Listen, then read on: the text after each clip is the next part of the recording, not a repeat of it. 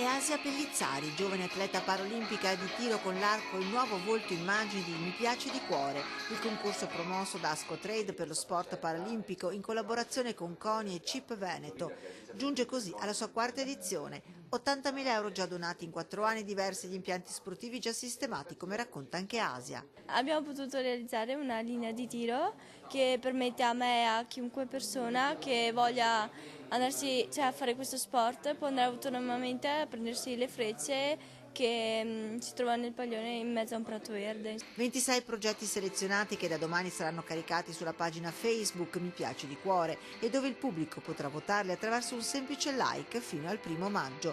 4 quelli che potranno contare su complessivi 20.000 euro. Sono 4 progetti, quindi sono 5.000 euro a progetto che serviranno per realizzare o per l'acquisto di materiale per le società sportive oppure per sistemare gli impianti sportivi stessi. Ricordo che nel frattempo in questi anni abbiamo già sistemato nel Veneto 8 impianti sportivi per disabili. Una giovane testimonia l'Asia che potrebbe arrivare fino alle prossime Paralimpiadi di Tokyo, con lei anche un altro testimone, Semi Basso, il ragazzo vicentino colpito dalla progenia, rara malattia per cui lui stesso ha dato vita a una fondazione per cercare di trovare i fondi necessari alla ricerca e con la quale Ascotrade si è impegnata. Sport e disabilità dunque non più un tabù oggi.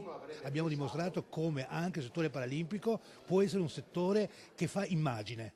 E quindi da questo punto di vista stiamo crescendo molto. Quindi ora ogni imprenditore sa che un intervento nel settore paralimpico, oltre ad essere un intervento di grande valenza sociale, è un intervento che ha anche un ritorno dal punto di vista dell'immagine e penso che questo possa essere veramente utile in futuro.